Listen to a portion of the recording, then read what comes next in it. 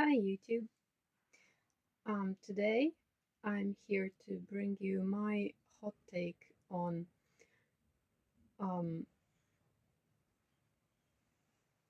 trouble with organizing your time and setting priorities as a neurodivergent person. It's, I suppose, well known that autistic people have what is called trouble setting priorities when managing daily tasks or any kind of tasks. And I suppose it does look like that from the outside, but I do strongly disagree with the way that this is currently perceived. And the thing is that from the framing of this phenomenon is where we get the conclusions that we draw. So, if we frame this as a deficiency, for a simple explanation, then this becomes a problem,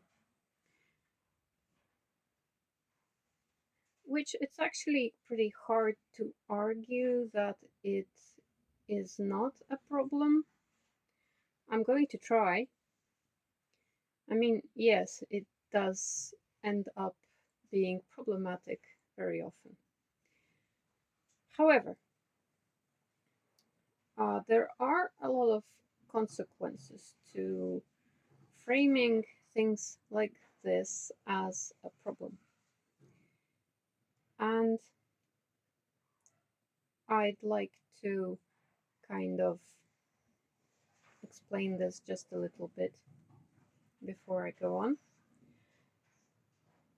For example, if this behavior is so we are talking about, at this point, a neurodivergent and autistic specifically person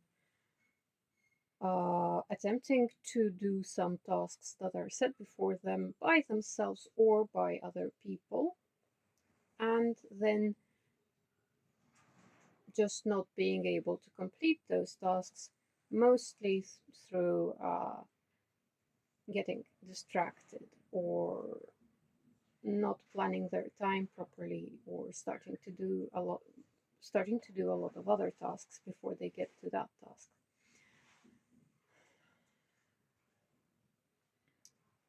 This then would cause problems, since the task would not be completed on time. If it was a time-sensitive task or an important task, then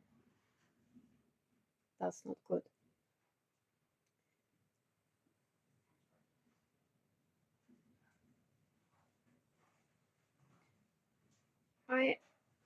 I want to say that, like, if we perceive this as a flaw, a deficiency, right? Whether it is just perceived as a flaw of character, which would happen to somebody who's undiagnosed, that's also pretty sad, or if it's a medically termed deficiency where you would have this big outside force in the face of the medical community telling you that, well, this is your medical and actual state.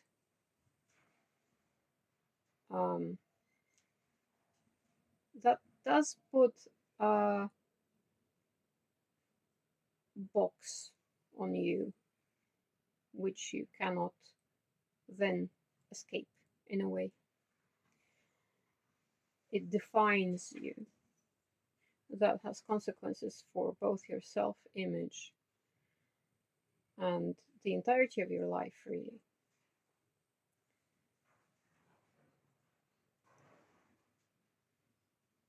For one thing, if you're defined as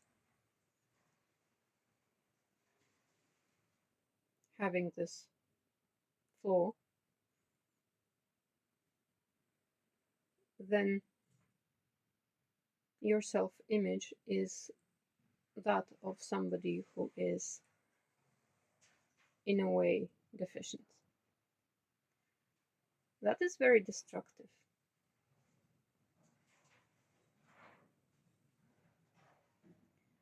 And for another thing, if you decide to see yourself as having this particular problem that you cannot overcome because that's what you've been told, then you will never overcome it. And now, there are things in life, sure, that we cannot overcome. Gravity is one of them.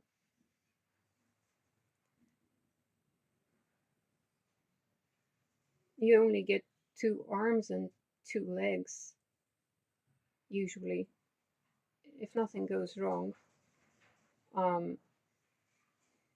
Most people keep them. You don't get 3.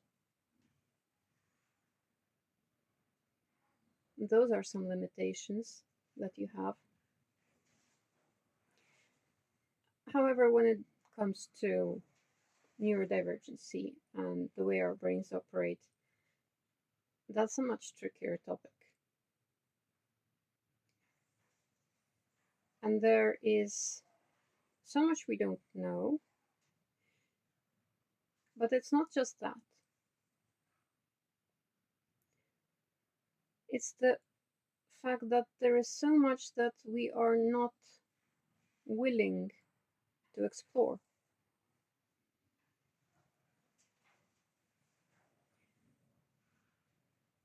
So, this example here with neurodivergence not being able to prioritize and get their tasks done, right? This is a pretty debilitating thing a lot of the time. I mean, I've certainly dealt with it. But here's what I find. If we reframe that,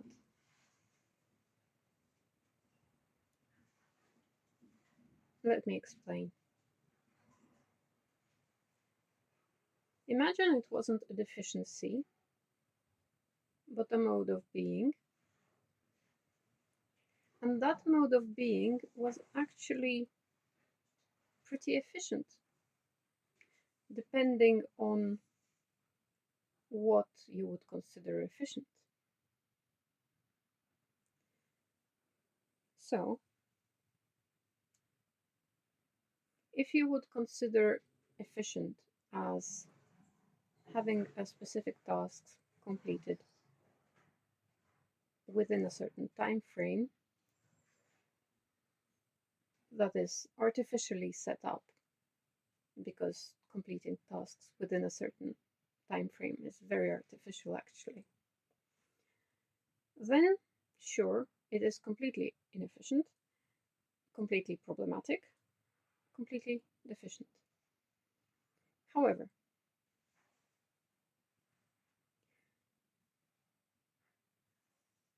consider perhaps the mental image of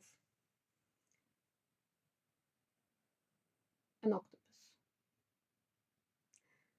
So let's say your autistic individual is a little octopus. It's a pretty young octopus. It hasn't got a lot of life experience under its metaphorical belt.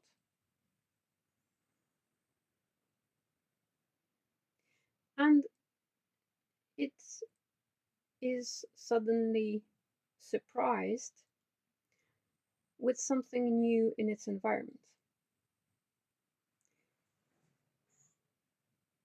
Something new appears in its environment. And this octopus, being quite young,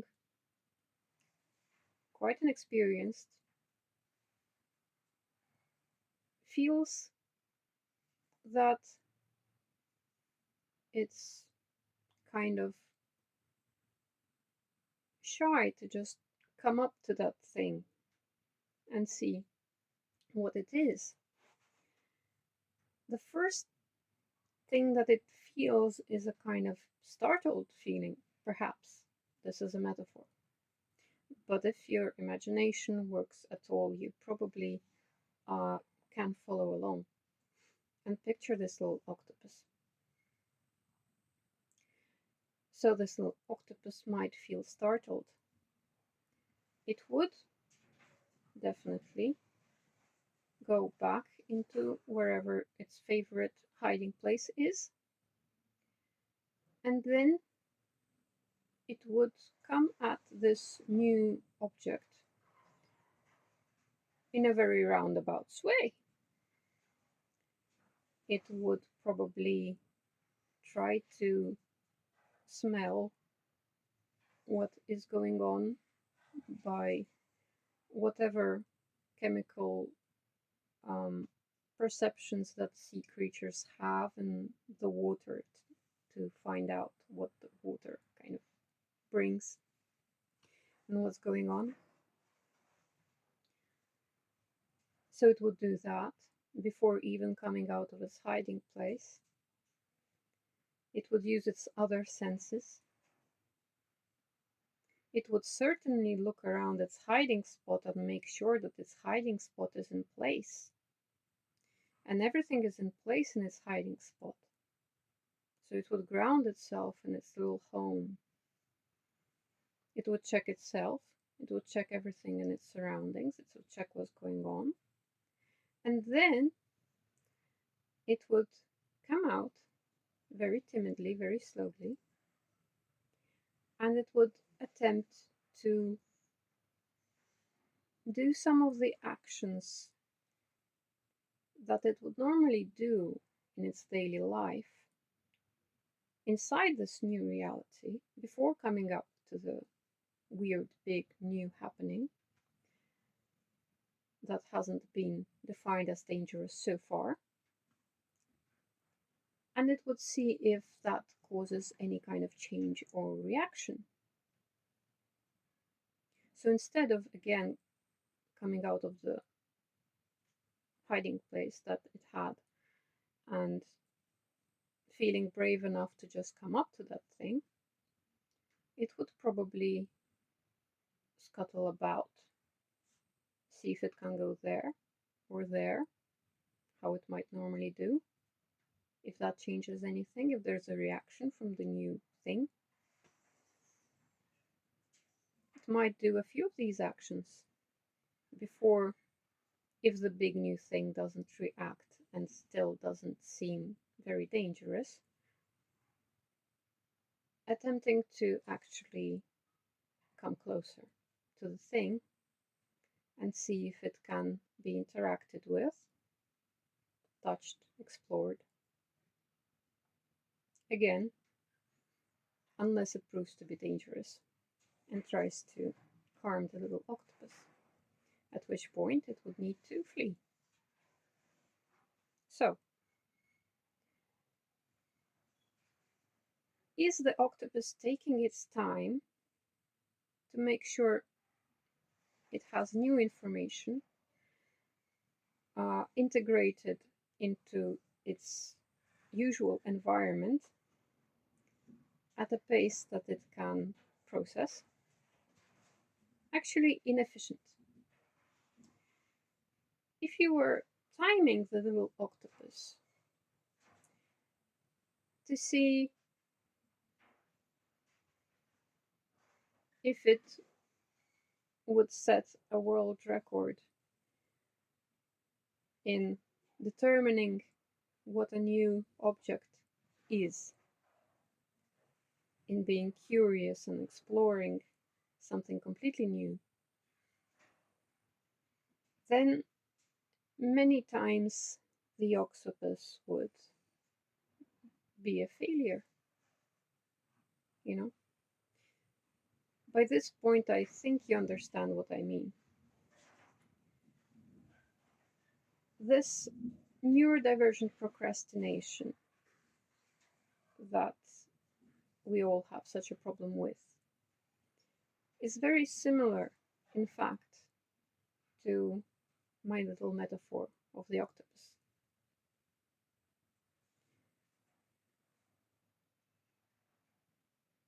Any task is a big happening, a new happening inside our reality as human beings. If we're wired to bypass many of the things that would make us comfortable with processing the interaction with this new task, then we may tackle it pretty quickly and efficiently. Although maybe not well. That honestly depends on a lot of factors. However, if we were left to our own devices and there were no overrides in our brain in terms of processing new stimuli, then we would probably act a lot more similar to the little octopus. This may change depending on the octopus's age and experience and how well they're feeling to on a particular day to speed up or slow down processing of new things in their environment. However, the basic metaphor stays the same. And any time that as an autistic person you feel that it's just so horrible that you can't do the tasks that you need to do because suddenly there's all these other important things like doing the dishes and then you have no time and whatever. Well, your system needs that. And that's the natural way of things. It's actually necessary to keep the stress levels down for a person, for their consciousness to be able to first remember that everything in their world is in its usual place before tackling something that is new and might change that world. So this is the kind of natural, in my opinion, this is the kind of natural way that human beings and other beings from the animal kingdom process new information.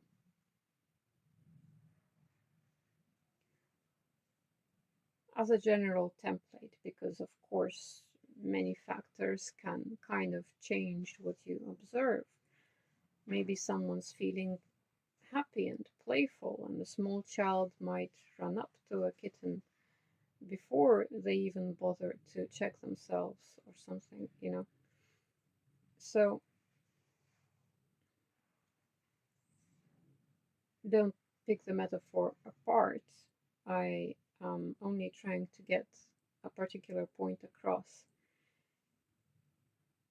At the end of the day, if something like this were to be our framework for viewing this particular issue, the issue being being unable to complete certain tasks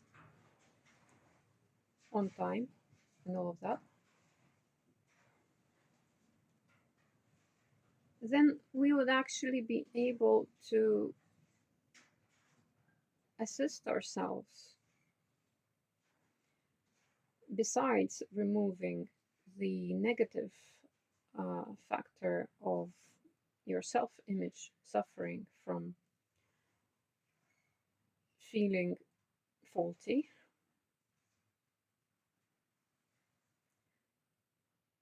As far as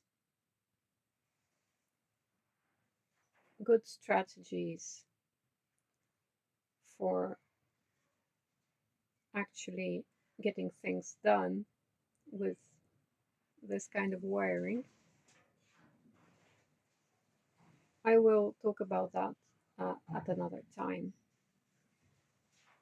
But the general gist of it is spending a lot of effort making sure that your environment is efficient for you specifically is not going to be just a hobby, special interest, or waste of time. That's what's going to get you a lot more efficient when you're doing other things. And it might significantly impact how much you procrastinate and how many deadlines you're not able to meet as a neurodivergent person. If your environment is in order, in the way that you can really process new things coming in much easier for yourself.